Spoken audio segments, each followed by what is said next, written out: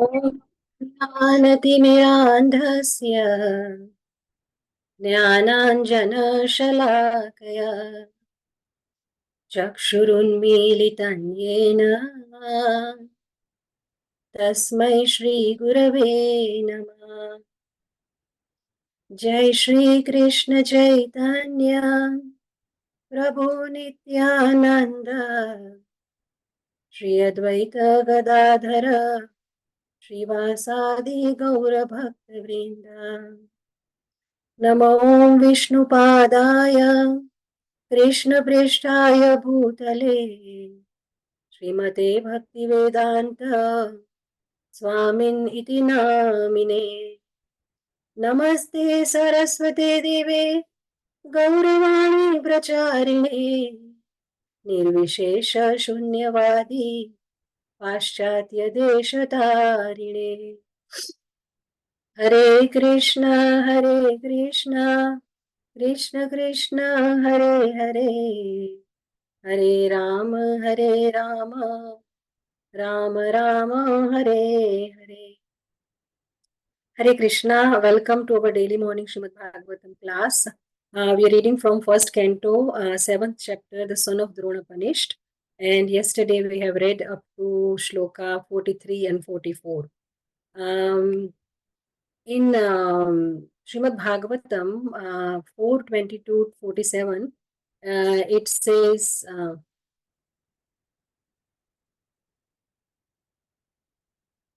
यैरीदृशी भगवतो गतिरात्मवाद एकान्ततो निगमिभिः प्रतिपादितानः तुष्यन्त्व अदभ्रकरुणा स्वकृतेन नित्यम् ओ नाम तत्प्रतिकरोति विनोदपात्रम्. So the personalities who have done great service to us by explaining the path of self-realization in relation to the Supreme Personality of Godhead Krishna, you cannot repay them. You can only repay them with folded hands. And a person who thinks that they can repay the spiritual master or the teacher who has given them the knowledge, that person is like a laughing stock. We know the patram. It's like a joker because it's just not possible to repay such a debt. So we are all eternally indebted to Srila Prabhupada who brought this Srimad Bhagavatam to us, who worked day and night to write these purports for us, and we can never repay that debt. So all glories to Srila Prabhupada, all glories to my Guru Maharaj. I seek Srila Prabhupada's blessing. I seek my Guru Maharaj's blessings, and I seek blessings of all of you Vaishnavas, so I can repeat Srila Prabhupada in a nice, justifiable way. So let's look at a little bit of summary from previous sessions. So we are reading the section of Srimad Bhagavatam where Ashwasthama has performed the most heinous and barbaric act of terrorism. He's done one of the worst terrorist act. So he has already been labeled as an Atatai. In one of the verses, he's been called as Atatai, aggressors. He has killed 5 sleeping sons of Draupadi. And Draupadi was lamenting, and all the Pandavas, including Arjun, they were all angry. And out of anger, Arjun's eyes, in one of the verses, is described as his eyes were like 2 balls of copper, red. So Arjun vowed out of his anger to take revenge and to kill the killer Ashwasthama. And finally, Arjun arrested Ashwasthama. He bound him with ropes like an animal. Now, Arjun wanted to take him to the military camp, but Krishna condemned this thought. And Krishna told Arjun to kill Ashwasthama immediately. Yes, Krishna supports the killing of Ashwasthama. He says that this man is an assassin. He has killed your 5 innocent sons. He has even dissatisfied his master, Duryodhan. So he has done this Jaganya, the heinous act. Doesn't he know the principles of religion? And Arjun, didn't you promise Draupadi that you will bring his head, and standing on that head, Draupadi can take bath after the Antim Sanskar of your 5 sons? So Krishna tells Arjun to kill him immediately. Now, in spite of Krishna's encouragement, Arjun did not kill him then and there. So this is interesting. In Bhagavad Gita 18.73, Arjun says to Krishna, Karishye vachanam tava, that I will act according to your instructions. And here, when Krishna is giving the clear instructions, kill him right now, then why is Arjun not following that instruction? So Arjun is surprising all of us. Instead of following Krishna's instructions and killing Aswasthama there and then, he is dragging him to the military camp, bound like an animal. Pashuvat pashabattam avan mukham, tied like an animal without a word in his mouth. And Arjun asks, what should be done with this Atatai? मार दिया जाए कि छोड़ दिया जाए? बोल, तेरे साथ क्या सलूक किया जाए? So in last couple of sessions, we saw how Draupadi reacted when she saw Aswasthama in that condition. Draupadi is one of the most prominent female characters in Mahabharata. She is the daughter of King Drupad. King Drupad had performed a sacrifice. He wanted a weapon.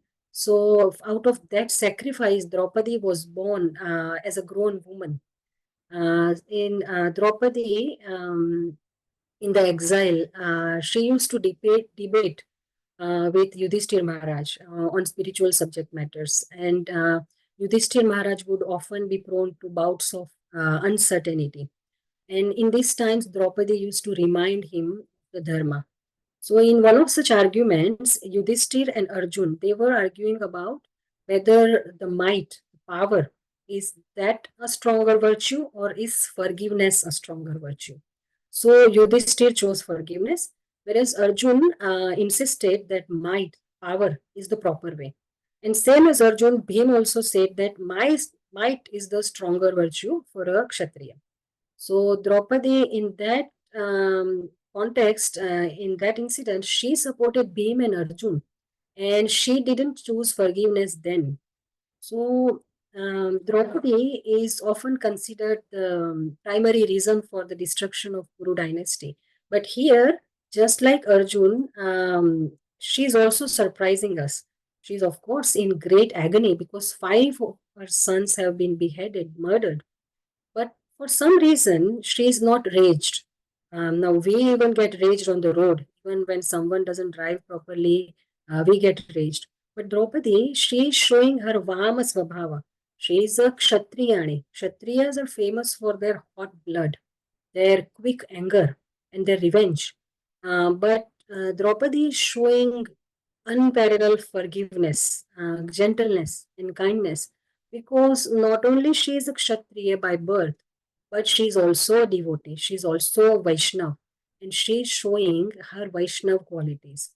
So we saw up to verse 44 yesterday. Now we will go to verse 45. नारायणं नमस्कृत्य नरं चैव नरोत्तमं देवीं सरस्वतीं व्यासं ततो जयमुदीरये नष्टप्रायेषु भद्रेषु नित्यं भागवत सेवया भगवति उत्तमश्लोके भक्तिर्भवति नैष्टिके कृष्णाय वासुदेवाय देवकी नन्दनाय च नन्दगोपकुमाराय गोविन्दाय नमो नमः नमो पङ्कजनाभाय नमो पङ्कजमालिने नमो पङ्कजनेत्राय नमस्ते पङ्कजाङ्ग्रये हरे कृष्ण कृष्ण कृष्ण हरे हरे हरे राम राम राम हरे हरे ओम नमो भगवते वासुदेवाय ओम नमो भगवते वासुदेवाय ओम नमो भगवते वासुदेवाय. So what's number 45? स एष भगवान् द्रोणः प्रजारूपेण वर्तते तस्यात्मनोर्धं पत्न्यास्ते नान्वाग्वाद्वीरसुकृति. So word to word, saha, he, eshaha, certainly, Bhagavan, Lord, Dronaha, Dronacharya, Prajarupena, in the form of his son Ashwasthama, Vartate is existing, Tasya, his, Atmanaha, of the body, Ardham, half, Patni, wife, Aste, living, Na, not, Anvagat, undertook, Virasuhu, having the son present. Kripi, the sister of Kripacharya. Does anyone want to read the translation in purport for me, please? Hare Krishna Mataji, I will read. Please, go ahead, Mataji. Thank you. Translation purport by His Divine Grace A.C. Bhaktivedanta Swami, Srila Prabhupada ki jai. He, Dronacharya, is certainly still existing, being represented by his son. His wife Kripi did not undergo a sati with him because she had a son. Purport. The wife of Dronacharya, Kripi, is the sister of Kripacharya, a devoted wife, who is, according to revealed scripture, the better half of her husband, is justified in embracing the voluntary death along with her husband if she is without issue. But in the case of the wife of Dronacharya, she did not undergo such a trial because she had her son, the representative of her husband. A widow is a widow only in name if there is a son of her husband existing.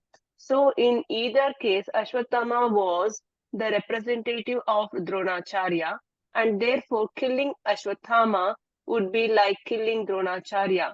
That was the argument of Draupadi against the killing of Ashwatthama. Hare Krishna Mataji, thank you. Thank you so much, Mataji. Hare Krishna. We saw in verse 42, we saw that Suta Goswami said to the sages of Naimisharanya that Draupadi, when she saw Ashwasthama bound like an animal, she was unable to tolerate that sight and she started giving some arguments why they should release him.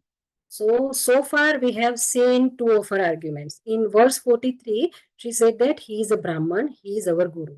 In verse 44, she said that he is the son of your Guru Dronacharya, by whose mercy you all are such experts in the art of military warfare. That's why we shouldn't kill him. And now in verse 45, she is giving the third argument. She is saying that Ashwasthama is a representative of Dronacharya in his absence, and he is now the only shelter of his mother Kripi. That's why we shouldn't kill him. So Draupadi is not an ordinary woman. She is Dharmagna. She knows the Dharma. So she is reminding all the Pandavas how the spiritual master should be respected. She says, Sa Esha Bhagavan Dronaha Praja Rupena Vartate. Bhagavan Drona is still existing in the form of his Praja. Who is Praja? Praja means the one who takes birth, the offspring. So he is born of Drona, Ashwasthama. So she is saying that Drona is still alive in the form of Droni, Drona's son, Ashwasthama. And interestingly, she is using the word Bhagwan for Drona. Now we all know that Parashar Muni's definition of Bhagwan is Aishwarasya Samagrasya Viryasya Yashasah Shriyaha Jnana Vairagya Yoschaiva Sannam Iti Bhagam Gana. So this comes in Vishnu Puran. So Parashar Muni says that Bhagwan means one who possesses 6 opulences in full. Wealth, strength, influence, beauty, knowledge, and renunciation. So all of these 6 opulences in full. So that's why Ishvara Parama Krishna. Krishna is the supreme possessor of all these 6 opulences. So Krishna is the Bhagwan.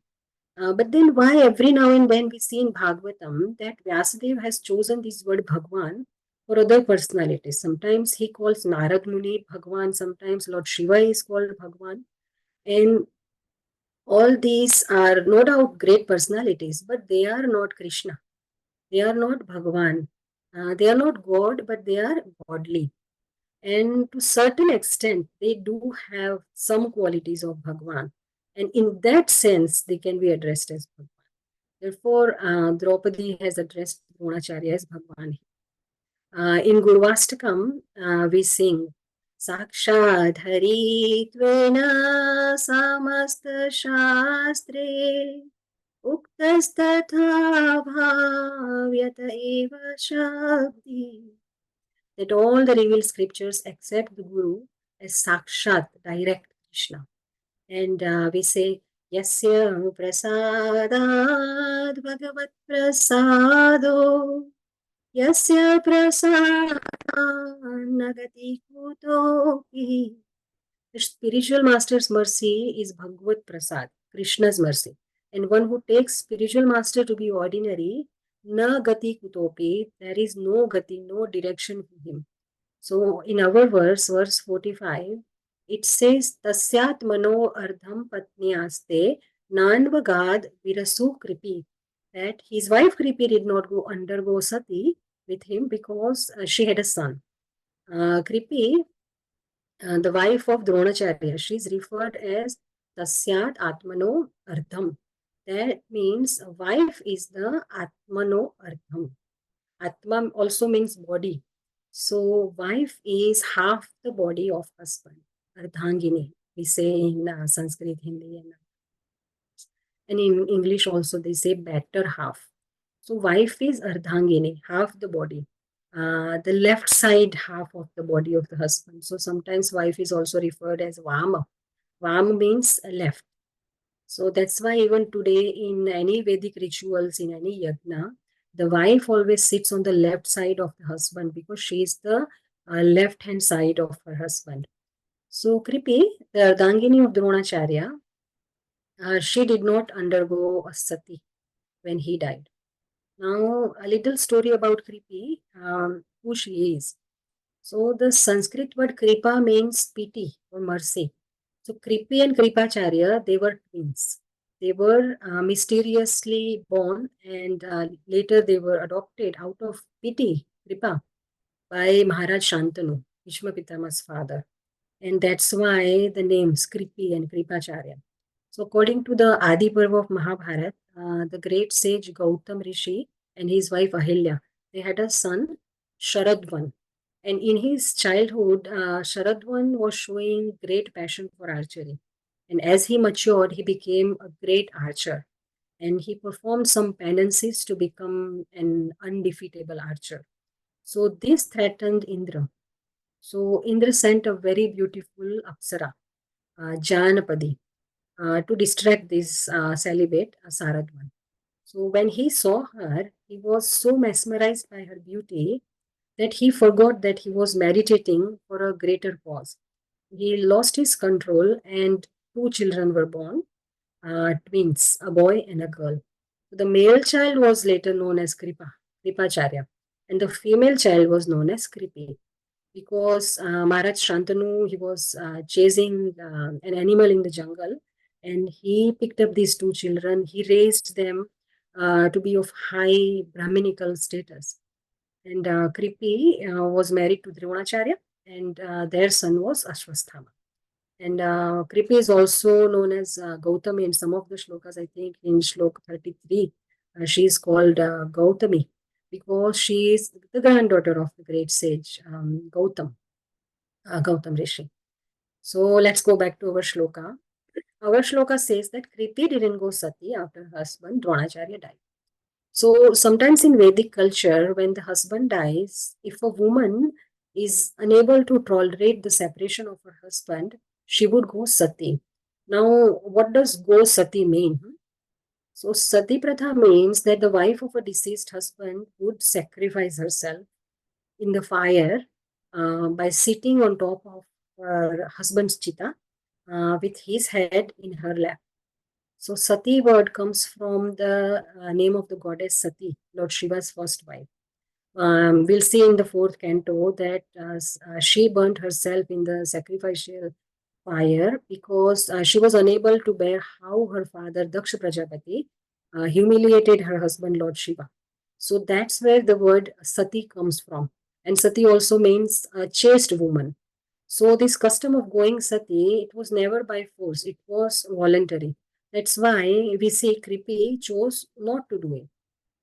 And this custom was still alive in India until very recently. I think in 1987, Indian government implemented an act. It's called Sati Prevention Act 1987, and this act bans this custom. Sati, in Gujarati, there is a saying, Shankhane na shrap lage nahi, and sati shrap de nahi. means Shankhini. There are 4 types of women, right? Padmini, Chitrini, Shankhini, and Hastini. So Shankhini, whose bodily features are like a conch shell, Shankh, and she freely mixes with men other than her husband, so she's not chaste to her husband. If she curses, it doesn't affect the person who is cursed. Her curse has no effect. And a sati, chaste woman, she will never even curse anyone in the first place. So, like our Draupadi, she doesn't wish any evil outcome, even for the killer of her children, Ashwasthama, because she's a chaste woman, a sati, in that sense. Now, Kripi didn't undergo sati because her son Ashwasthama is still there. So, Ashwasthama is living and he is representing Dronacharya. Means Dronacharya is living in the form of Ashwasthama in one sense, right? So, that's what Draupadi is telling Arjun, that don't think that Dronacharya is dead and gone. He's still alive in the form of his son. Therefore, Lord, let's not kill him because he's the only protector of his mother, Kripi. Let's go to verse 46. तद्धर्मज्ञ महाभाग भगवद्गौरवं कुलं भगवद्भिर्गौरवं कुलं वृजिनं नार्हति प्राप्तुं पूज्यं वन्द्यं तीक्ष्णशः. Word to word. Tat, therefore, dharmagna, one who is aware of the principles of religion. Mahabhaga, the most fortunate. Bhavadbhihi, by your good self. Gauravam, glorified. Kulam, the family. Rijinam, that which is painful. Na, not. Arhati, does deserve. Praptum, for obtaining. Pujyam, the worshipable. Vandyam, respectable. Abhikshanaha, constantly. Does anyone want to read the translation and purport, please? Yes, Mataji, I'll read. O most fortunate one who knows the principles of religion, it is not good for you to cause grief to glorious family members who are always respectable and worshipful. Purport: a slight insult for a respectable family is sufficient to invoke grief. Therefore, a cultured man should always be careful in dealing with worshipful family members. Hare Krishna. Thank you, Prabhuji. Hare Krishna. So nice and short purport by Srila Prabhupada. So Draupadi is saying that people from great Brahman family, they must always be respected and worshipped. When you are Dharmagna, when you are the knower of Dharma, how can you kill a son of a Brahman? So our verse says that Dharmagna Mahabhaga Bhavad Vir Gauravam Kulam. Gauravam Kulam. One should act in such a way that brings glory to one's family, one's kulam. Prabhupada says that Vedic conception of family is not just limited to husband, wife, and children. Kulam means the whole dynasty, the whole family lineage. In Gujarat, there is a caste. They are called Barot. So they are the traditional historians of family lineage, the Kula. They are also called Vahi Vansha. Vahi means the book or the ledge of family lineage. So they have systematic books which has your whole family tree, where your forefathers came from, who did they marry, how many children they had, from which village their wife belonged to. All these records are there. So you can call them in, and if you mention your father and your grandfather's name and which village they belong to, they can look up their Vahi and their records, and then they can pull out what Kula you would belong to in your whole family tree. So in Vedic culture, your Kula is very important. Even Krishna, when he incarnates, he is known by his Kula. We say, Jayatu Devo Devaki Nandano Sau. Jayatu Krishno Vrishni Vamsha Pradeepa. We call Krishna the Deepak of his dynasty, his Kula, Vrishni Kula. So Draupadi is saying that you Pandavas are Dharmagna, knowers of principles of religion. So you should act in a way that brings glory to your own Kula, your dynasty. And also, you should not cause grief to your Guru's Kula, Guru's dynasty, and his Praja, his offsprings, Ashwasthama. So we have seen 3 arguments by Draupadi so far, by which she is trying to convince the Pandavas that we should not kill Ashwasthama in the verse 43, 44, and 45. So this series of verses, 43 to 48, these are Draupadi's arguments against the killing of Ashwasthama. So the title of our current chapter is The Son of Drona Punished. So Draupadi is saying that Ashwasthama should be punished, yes, but the punishment should not be death. So tomorrow we will see 3 more arguments by Draupadi. Then we will see who all agree with her and who don't agree with her, and ultimately how they end up punishing Ashwasthama. So we still have a few more minutes. We can go to verse 47.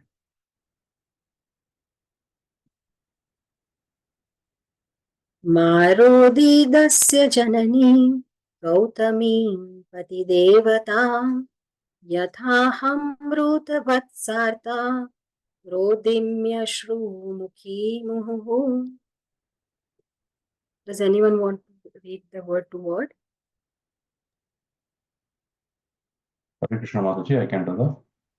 Thank you, Dr. Please. Ma, do not.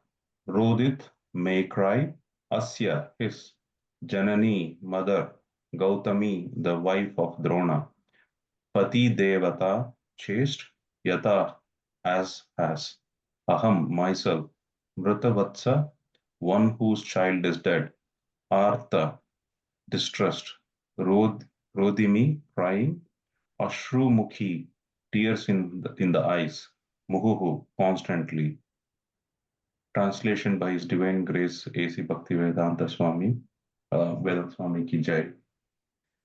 My Lord, do not make the wife of Dronacharya cry like me. I am aggrieved for the death of my sons. She need not cry constantly like me. Purport: sympathetic good lady as she was, Srimati Draupadi did not want to put the wife of Dronacharya in the same position of childlessness, both from the point of motherly feelings and from the respectable position held by the wife of Dronacharya. Hare Krishna. Thank you, Dr. So we see empathy here. This is called empathy. Draupadi knows the pain of a son's death. When a son dies, how much pain a mother goes through, she knows. So no one else can understand that pain except for a mother. So she's saying that I am crying because of my son's death. If Ashwasthama dies, his mother will also cry the same way. So how can I see her lamenting? I don't want to see that scene. So let's not kill Kripi's son. So that is Draupadi's 4th argument why they shouldn't kill Ashwasthama. So see, when you are in a comfortable position, it is easy to show compassion for another person. But when you yourself are in great pain and still you are able to empathize with other person's pain, still you are able to show compassion to the very giver of that pain, that's not easy. That requires great strength, great compassion, great detachment, and great faith in your master, your supreme master, and his plans. So we say, Hari Ichha Gariyasi, whatever Krishna wants, that is the best for me. So we must appreciate Draupadi for this. She has gone through so much. She happened to be wife of 5 husbands. She didn't choose to be put in a situation where her husband Yudhishthir Maharaj gambles her. So, and she has gone through the disrobing in the presence of all the elders of her dynasty and all the gurus, including Dronacharya, who kept quiet at the time. She has forgiven Dronacharya because she just said that it's only by his mercy that Pandavas are so eloquent in all the Shastras and the Dhanurvidya. And now she is further forgiving the same Dronacharya's son for killing her only 5 sons. So Draupadi is a glorious female character of Srimad Bhagavatam, very strong character. She's very close to Krishna, and she's showing her compassion, her forgiveness, her empathy, her sympathy, her Vamasvabhav, her kindness. It's already 7 o'clock. I think we should stop here.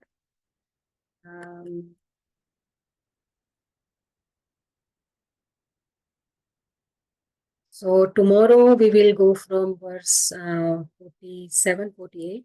So this series of verses, they are Draupadi's arguments against the killing of Ashwasthama. And we will see who will agree with Draupadi and who don't agree with her.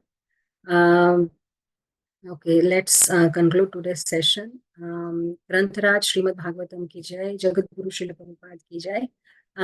Please join all of us this evening at the Hare Krishna Temple, Burbank, for a special evening. There is a special program run entirely by youth. So let's all meet at 5 p.m. today for the Saturday Love Feast at the Hare Krishna Temple, Burbank.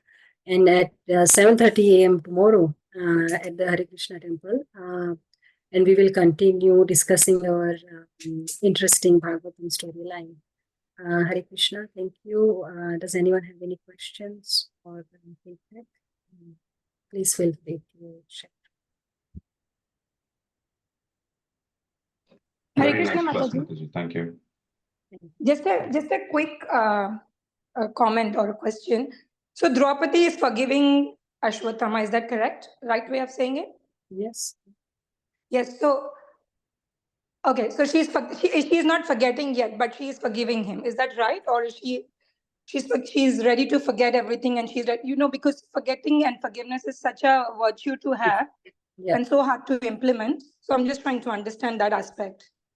Yes, Mataji, you will see in the further verses that she's not forgetting, she's forgiving. And sometimes I think forgiveness is not for the other person. Forgiveness is also for us, so that we don't suffer. And she is compassionate also for Ashwasthama's mother. She doesn't want another woman to go through the same pain. So on that basis, she is forgiving, but she's not forgetting, because in the end, they do end up giving him a significant punishment. So he still gets punished. So it's not forgotten, but she chooses to forgive and show some compassion. Thank you. Hare Krishna. Hare Krishna. Thank you, Mataji. Thank you, Mataji. Hare Krishna. Hare Krishna. Thank you, Mataji. Hare Krishna, Mataji. Thank you, Mataji.